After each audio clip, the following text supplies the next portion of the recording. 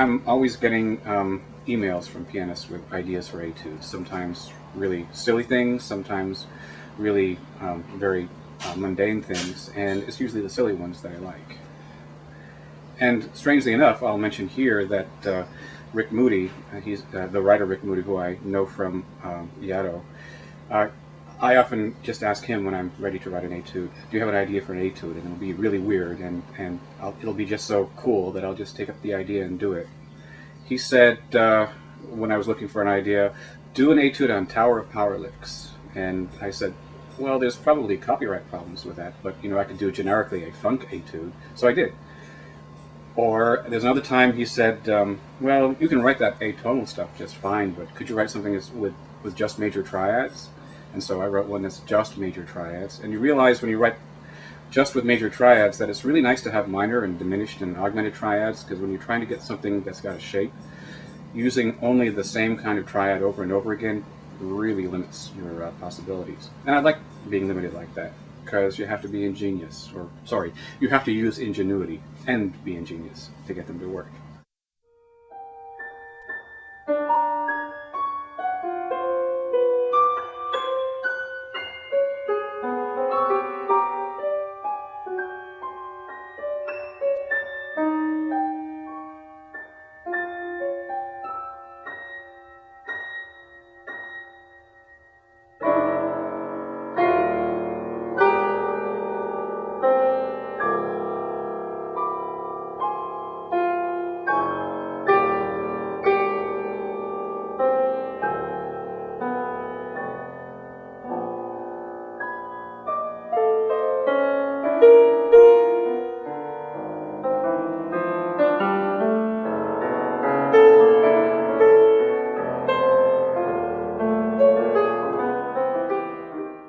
I think of the piano etudes as being fairly light compared to the other stuff I do, and that's fine because one signal that they're fairly light is that some of them have really silly titles. A lot of them have really silly titles, and still pianists like to play them. I mean, I guess they're pianistic. A lot of pianists are taking them.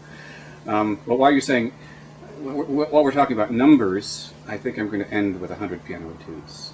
I'm not going to go above 100 because I can't imagine anyone playing piano etude number 101.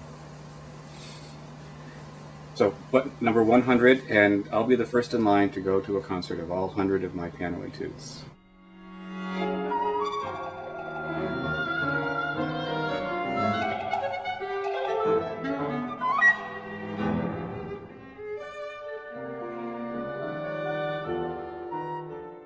When I took a course in score preparation at NEC, there was one jazzer in the class who said, you atonal composers, you guys think you're writing such complicated music, but we all know it's just take jazz chords, make strange. And then there was a Greg Sandow article where he said that Buell and Errol used to say that also, take jazz chord, make strange, how to make modern music. And when I got to Princeton, inside the men's room on the second floor of the music building, it said inside one of the stalls, Uncle Milty's secret formula for the composition of new music. Take jazz chords, make strange. So it was coming at me from all angles, so I had to use it. And it was supposed to be kind of a light piece because it was to celebrate the 50th anniversary of Brandeis University. And the Lydian String Quartet asked for it, and they were doing an American series at the time. And so I just thought it would be a nice light title that would go with a nice sort of light piece like that.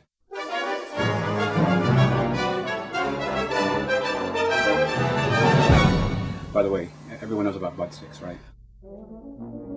It got to become kind of an expression. He's got a big stick up his butt about that, and I kind of realized I had sticks up my butt too. One says shun vernacular music, and it's okay to do quotes from pop music and so forth. And it's very liberating to do that, but it's even more liberating to identify the butt sticks and turn them into a joke. The most recent butt stick I put on there was when the wasn't as bad. And when I thought of seventh and ninth are yummy, I just had to do that one too.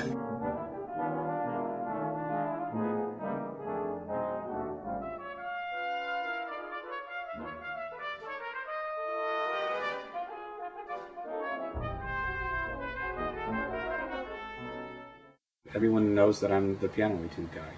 But I'm also the band music guy, and I'm also the orchestra music guy, and I'm also the chamber music guy. And my vocal music isn't so bad either.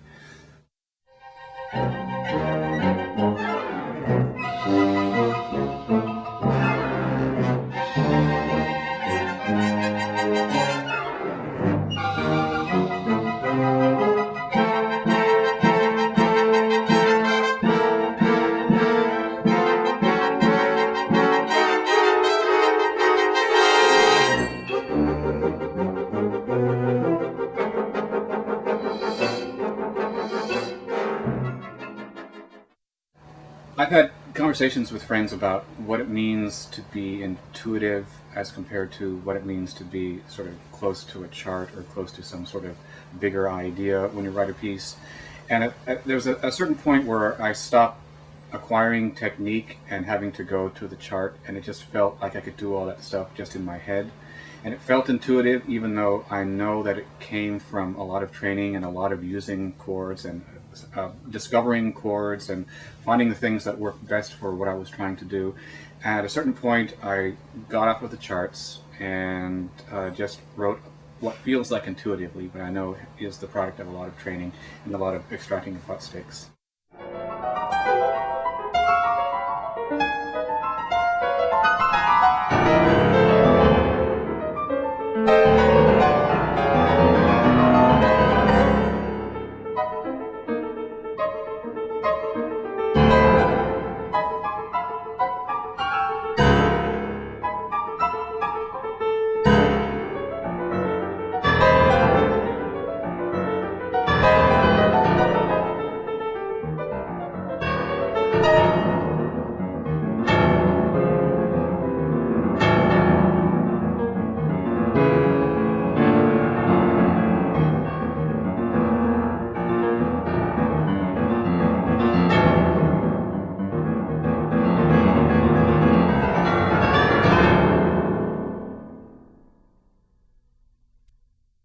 Is that piece is why I started making videos of these pieces. They're fun to watch. I think they're much more fun when you see how they're done because they are very physical, a lot of them, and it's just another sensation that I like when I'm listening to music, seeing it.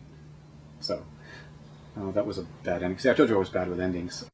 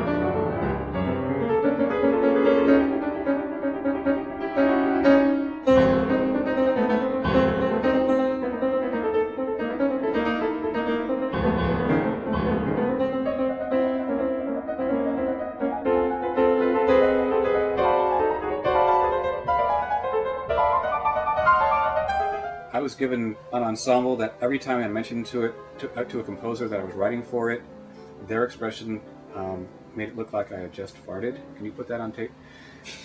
I mean, I'm writing for 2 pianos and flute,